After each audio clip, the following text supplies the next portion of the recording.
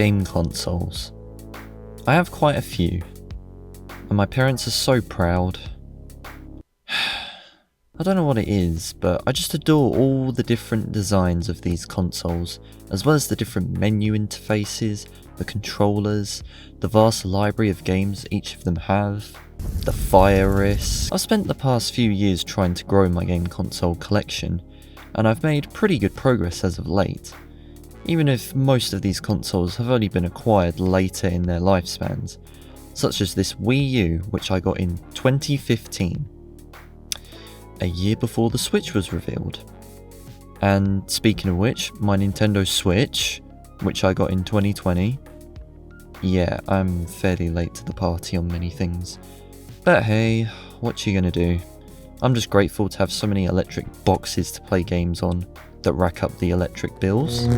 So, with a mighty abundance of game consoles in my stash, I thought, why not make a video showing off all the consoles I own right now? In no particular order, just as I please. Seems like a fun idea, and hey, if this video does well with all my amazing viewers, then maybe I'll consider making several follow-up videos showcasing other video game related things I've collected. We'll see. So, without further ado, let's begin. Starting things off in, again, no particular order, is with these two Nintendo DS's. One is a black DS Lite, and the other is a silver original DS, as you can see. I picked these two up from eBay, which is honestly where most of my consoles come from, because I haven't got the money to spend on most boxed consoles, but mainly because I don't have the space for them in my tiny ass bedroom. But yeah, the DS, still an awesome handheld. If you're using a DS Lite. Yeah, that's honestly the reason why I don't really use the original DS. It hasn't aged the best. The screens on the original DS compared to the DS Lite are pretty trash by today's standards. I don't know if it's because mine is worn from old age, but from my experience, the two screens are very dim and hard to see. The DS Lite's screens were way more usable. The design is alright, but just compare it to the DS Lite. Despite it being released in 2006, you know, when portable devices look like this, the DS Lite just looks like a modern Nintendo console. The design is sleek, the font and size of the buttons are fairly dead on to their consoles today, and overall it's just nice. The original DS, I feel, has more of a connection to the early 2000s design language of Nintendo, complete with the bold font and super badass logos, which I don't hate at all, don't get me wrong. But compare the original DS to, say, the Game Boy Advance SP. The SP also has the older design language, but it just looks sleeker inside and out. The surface is nice and flat, the DS's surface is a big chonker. Overall, the design of the DS was great the second time round, in my opinion. But if you like the original DS better, then that's cool. Feel free to disagree with any of my opinions and share in the comments. That's what the comment section is for, after all. But the games library. I mean, what do I even say? New Super Mario Bros., Mario Kart DS, Tetris DS, Animal Crossing Wild World, Rhythm Heaven, and that's just a water drop of the DS's rock solid library. It really did a great job of appealing to Nintendo fans as well as the casual players with things like the Touch Generations games. There's a reason why the DS is Nintendo's best-selling console, and in the top 3 best-selling consoles of all time. Just an awesome console to go back to. Oh, and it had PictoChat and a GBA slot or something. Moving on. Next up is Nintendo's current console as of Monday the 20th of January 2025, aka the date I'm currently scripting this. The Switch. Complete with these blue and red Joy-Cons I installed white analog sticks on, the red transparent back for the Switch itself, and the dockable case, which makes my hands hate holding it less. It's all good. I got the Switch brand new in late 2020 for my 14th birthday, and oh boy was I excited. I mean, just look at this picture of a younger JakeCeption and you can see how pumped he really was. He was just a kid back then. He waited so long to get the Switch. Oh, right. Yeah, let's get back to current JakeCeption's feelings on the Switch. I like the Switch, but it's probably the one Nintendo console I have in my possession that has had the biggest amount of maintenance and repairs performed on it. The Joy-Cons have had both analogs replaced because reasons.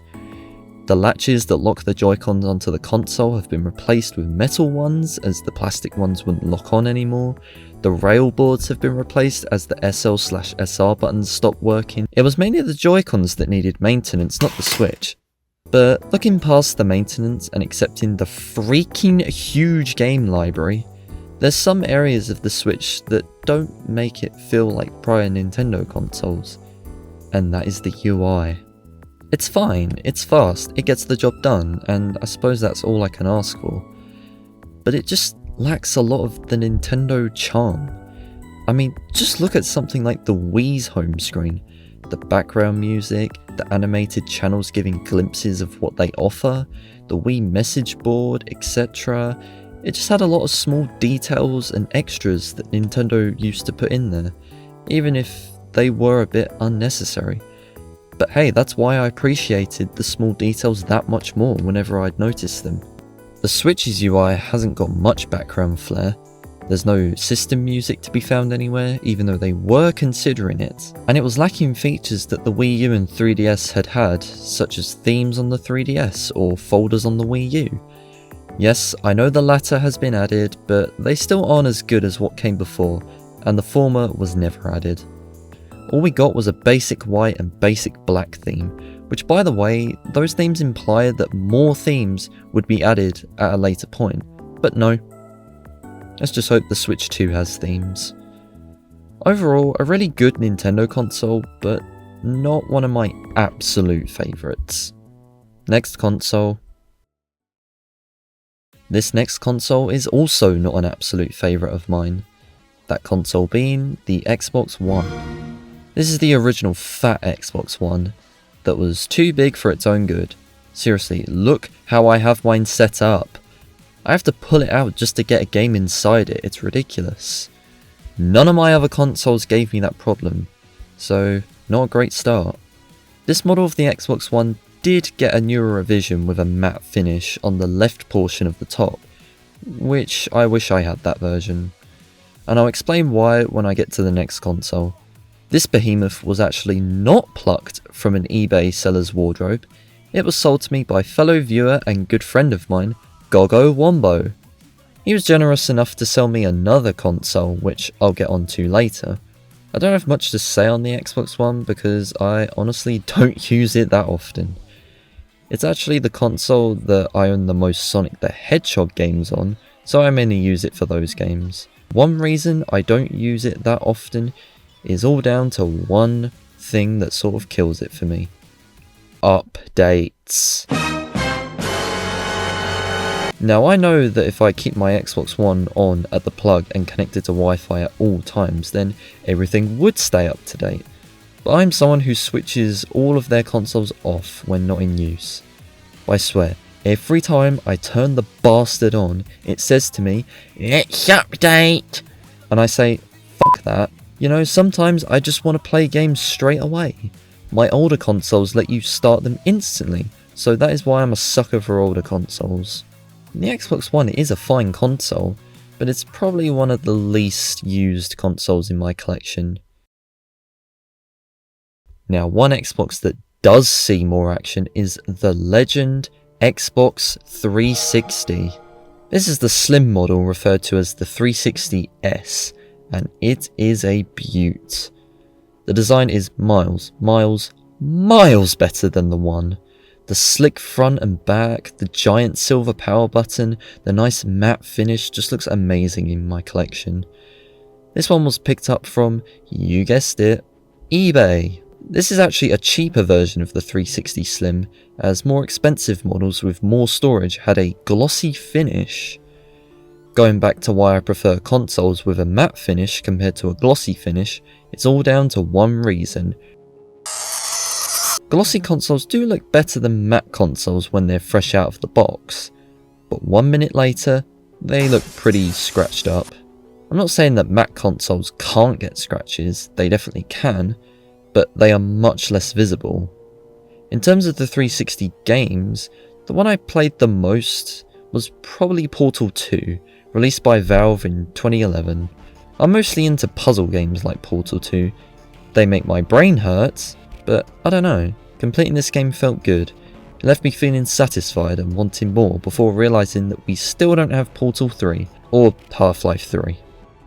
The 360 overall had an amazing library of games. Halo 3 launching was one of gaming's biggest events, until the latter half of the 360's life when Microsoft mainly focused on Kinect games. No, I don't own a Kinect because 1, I don't have space in my room, and 2, my parents probably don't want me dancing, waving my hands constantly, or shouting at the Kinect's microphone.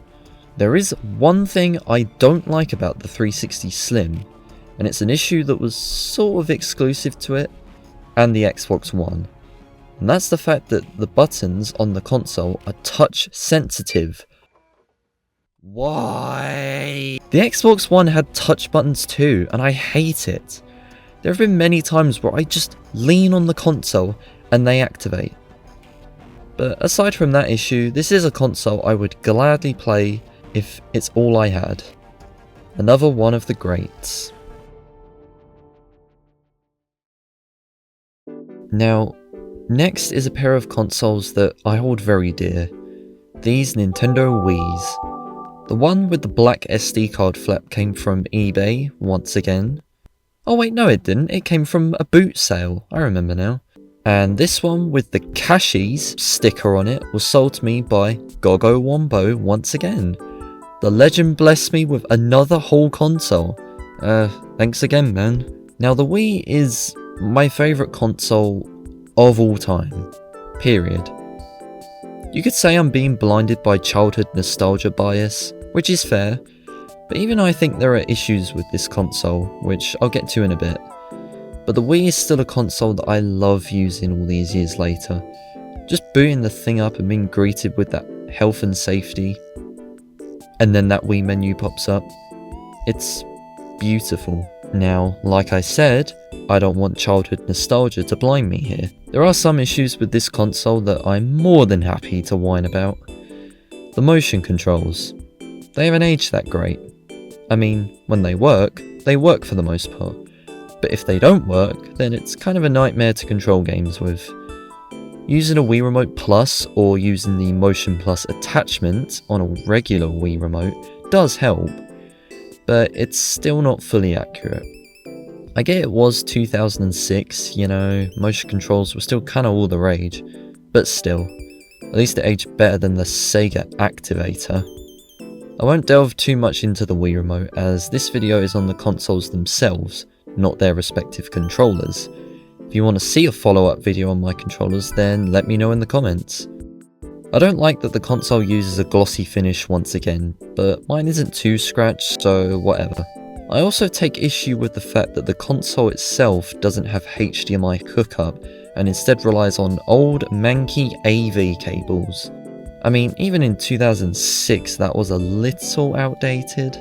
I suppose it's not a massive issue, as the Wii was trying to be a lot cheaper than the 360 or the PS3. Oh gosh. In terms of games released for the Wii, it only has my favourite game, Super Mario Galaxy.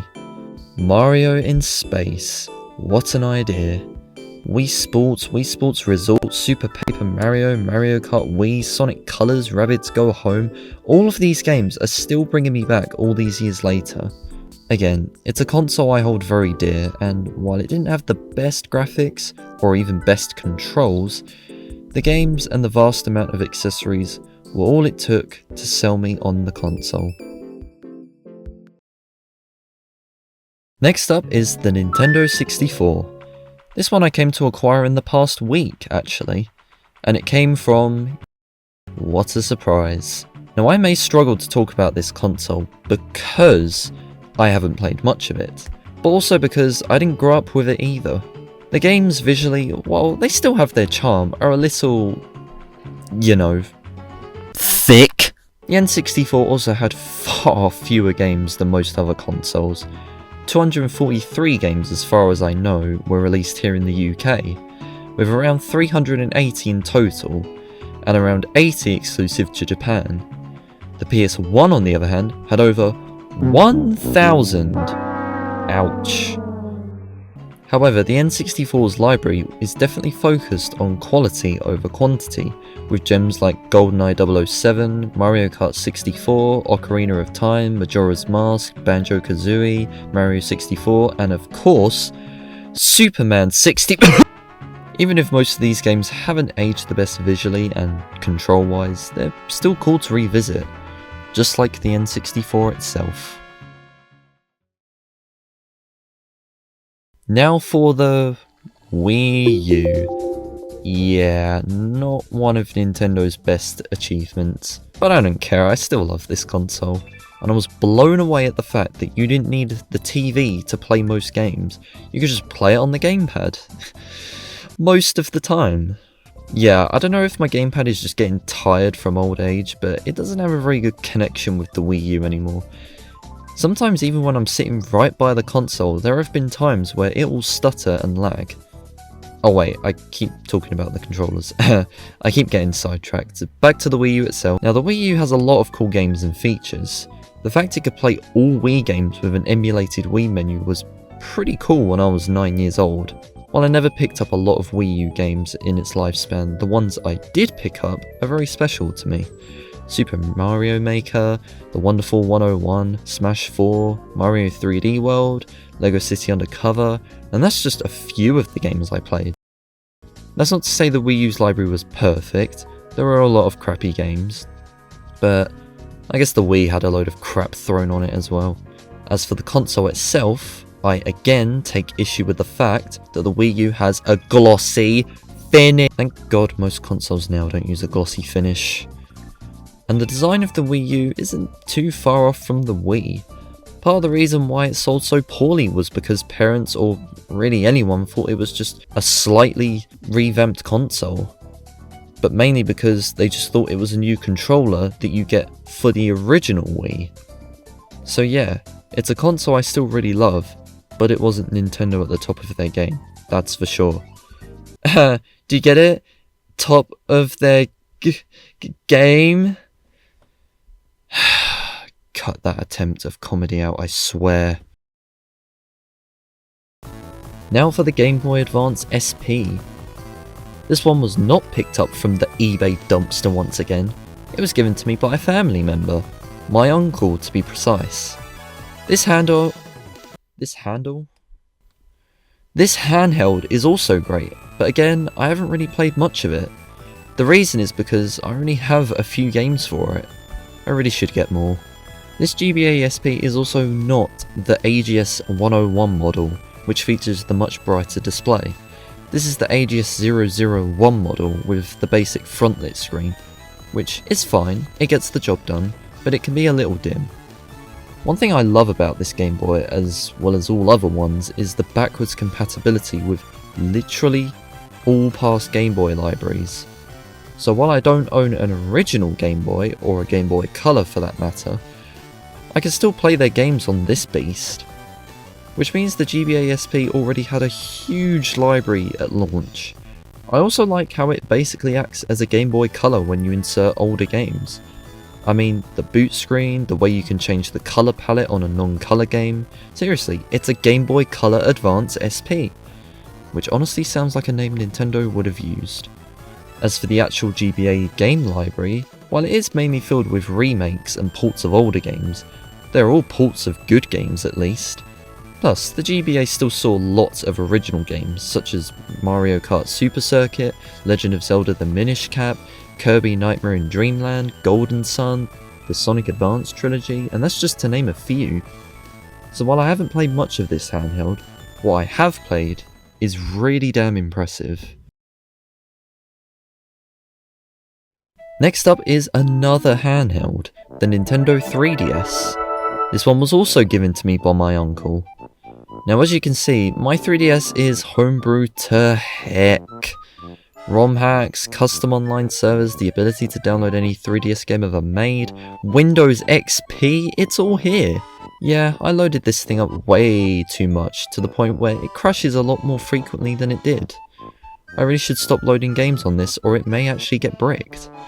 Now, I think the 3DS is awesome, although I have some issues with the original model, which is what I have. I find it a little uncomfortable after long sessions, my hands start to cramp up, the glossy finish. One thing I do like about the smaller size, however, is being able to chuck it in my pocket with no problems. Another thing I like is that the 3DS is backwards compatible with all DS games, as well as purchase DSiWare games, so you could sell your older DS systems and still have access to all of the same games. That's pretty neat. Going back to what I said about the Switch's UI not really feeling like Nintendo's previous consoles, the 3DS is probably one of the most Nintendo-feeling Nintendo consoles I've ever used. I mean, you had custom themes, folders, built-in apps and games like AR games, Face Raiders, the Mi Plaza, 3DS sound, 3DS camera, etc. It just had so much fun, so much detail in the UI that you don't see as much with Nintendo's current consoles. Yeah, I don't have much more to say on the 3DS. Overall, it's another decent handheld that is still fun to play on. Here I have another duo of consoles, the Super Nintendo as well as the Super Nintendo Classic Edition, or the Mini, whatever you prefer to call it. I'm just going to refer to it as the Mini. Now the full-size SNES is actually my dad's, but again, it came from my uncle's possession. The Mini SNES, however, was gifted by a lady from my dad's workplace. So I'll start with the full-size SNES, and do I really need to say much? You all know how iconic the SNES is and how it was front and centre in the early 90s. It went up against the Sega Mega Drive and started the console wars. The game library honestly still holds up really well today, unlike most of the N64's library, which hasn't aged perfectly. Playing on a CRT TV with a proper SNES controller, with a proper cartridge, and with a proper console is a surreal experience.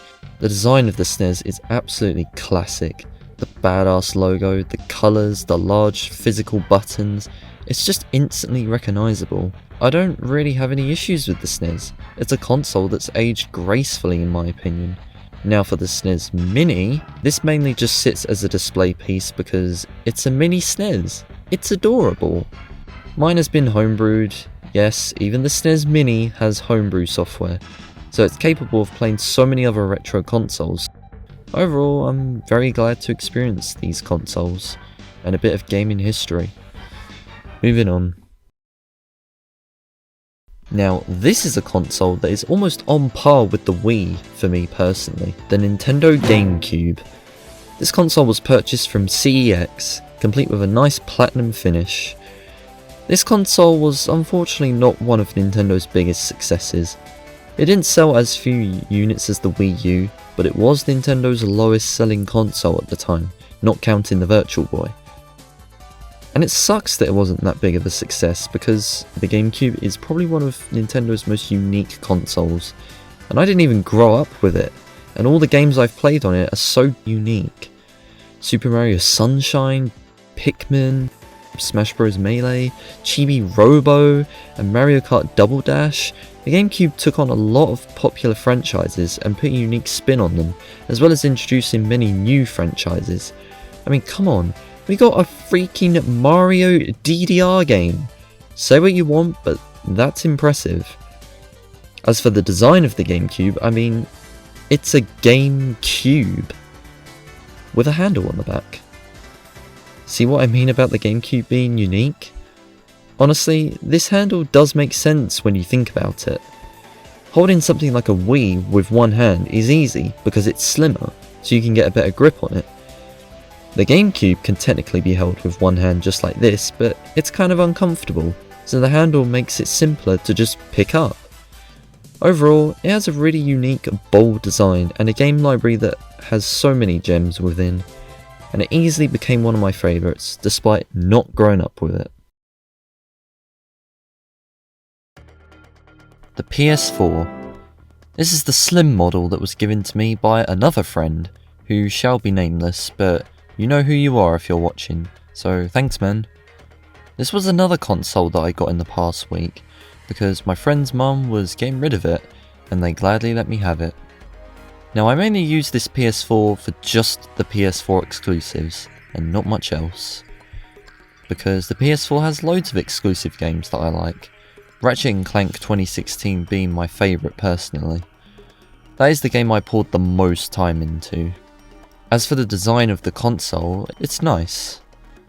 But I kinda prefer the design of the fat PS4. It just looks more evened out.